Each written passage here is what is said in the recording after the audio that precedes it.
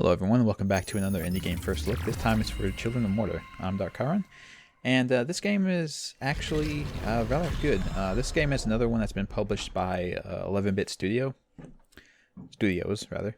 And I gotta say, just looking at, I didn't really think about it much, but looking at their collection of games that they have on Steam, that they've published, they have a good group of developers making games for them right now. They have quite a few games that are pretty good. They actually published another game that I've done more recently for these indie game first looks, Moonlighter. They were also behind publishing that game as well. So they've got quite a few interesting, nice games coming out. And like Moonlighter, the graphics of this game are not advanced. They're almost, for the character sprites in particular, the maps and everything and are all really nice looking, but like the character art in particular almost looks like it's almost like 8-bit.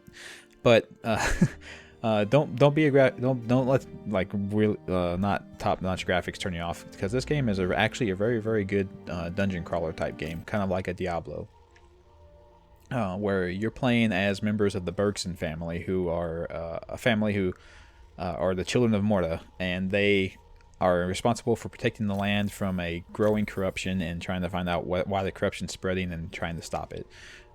And throughout the game, you'll play as various members of the Bergson family, and you'll either play by yourself or do co-op. And I assume the co-op works fairly well. I didn't try it myself, but I'm sure it would be fun.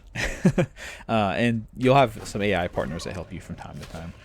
So the game will initially start out, and you're, as with a lot of these types of games, you're just the base person. You start out with two characters from the Bergson family. You start out with the father, John, and one of his daughters, Linda. John is the protector of the family, so he has a sword and a shield. And Linda has a bow for just range attacks. And each of these characters play differently, and each of these characters have their own talent trees that you can unlock as they level, and they get more abilities and they start to play more and more differently and gain more powers, and you really start to see like how they differentiate themselves from each other. The first one you get that really shows that, like, the obvious thing here is John and Linda. Obviously it's melee fighter versus ranged fighter, but then very early in the game you get Kevin, and he's with a younger son, and he is just a murder whirlwind of dagger swings, basically. The longer he swings, the more times he hits people, the faster he swings, so eventually he just becomes a blender. So there's lots of different playstyles, and as I said, as you play the game, you unlock more and more things. You unlock new characters, you unlock new abilities, you unlock new upgrade paths that you can take for all your characters. Like you'll find runes that allow you to increase everyone's damage or dodge chances or movement speed, all kinds of things. There's all kinds of customization options as you progress through the game, and the way you find these are actually just you go from your hub, which is the family home, to all these dungeon areas, and they're all procedurally generated, and they all have various randomized events that can happen within them. And these randomized events are either just random little encounters to get loot, or they are randomized encounters that will unlock the new next step in your upgrade options for your characters, or they can be the actual plot of the game itself moving forward. And that's one thing that's really, I think, interesting about the game, because at the base level, it's a dungeon crawler. Yeah, you go around, you shoot things, you get coins to unlock your upgrades, you find items that will help you throughout your dungeon crawl. But the thing that is, like, there's the story that slowly unravels itself as you progress throughout all these dungeons. And every time you go into the dungeon and you either succeed by beating it, or end up getting defeated and losing and getting kicked out of the dungeon, every time you come back to the house, all of these little cutscenes will unlock themselves and play out when you come back to the house. So you'll see all of the characters in the family have their storylines progress. The story will continue to progress, which is the main means by which you unlock your new characters that you can play as. And it just kind of, I think, like I said, I think that story element, the story of the family and their interactions and what happens between all of them is really the thing that kind of drives the game forward. The game itself is pretty good length, actually. Me kind of, I grinded a slight bit, but not a lot. But I grinded a little bit, but I mainly just kind of went straight through the story pretty much. And that took me about 15 hours to do so. And I think I did it fairly quickly. I got beat a few times in the dungeons, but for the most part I cleared the dungeons out and made fairly good progress between all of them. So I think it's a pretty good length, and you'll get your money's worth out of it, honestly, if you like dungeon crawler type games. I did have a favorite in the family. I'll go ahead and say this. There was a character we get named Lucy, who's this little girl who's the pyromancer.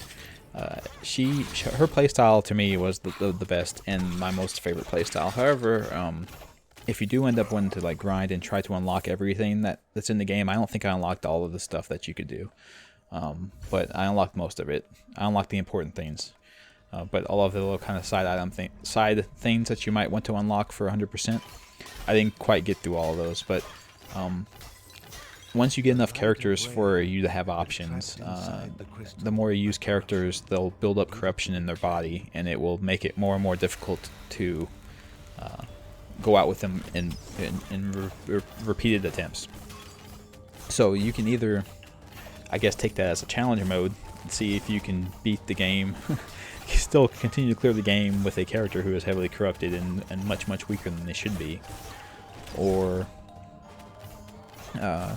you have to keep switching between characters. And it's worth it to switch between characters because, as I said earlier, that everyone has their own unlocked talent trees. However, as you unlock these tiers of talents for each character, they all give a passive bonus to everyone else in the family that is based on like kind of what they're good at. For instance, John's stuff, the father, is based around protecting the family members. So his passives kind of help them not die as easily.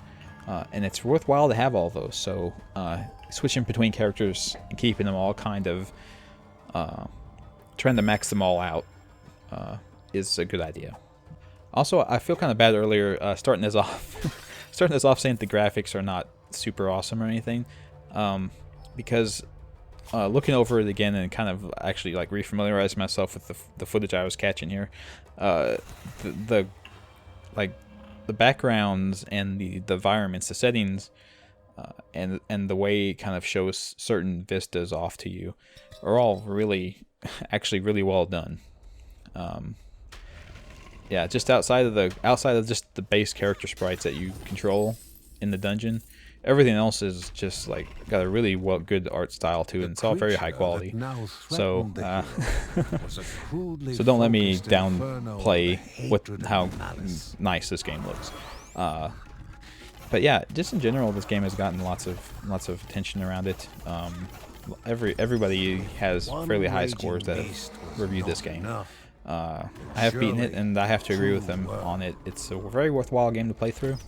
It's very entertaining. It's got lots to it that's fun and interesting. And like I said, the story is really the thing that kind of drives it all forward. Anyway, thank you all for joining me. I'll see you all next time. Bye.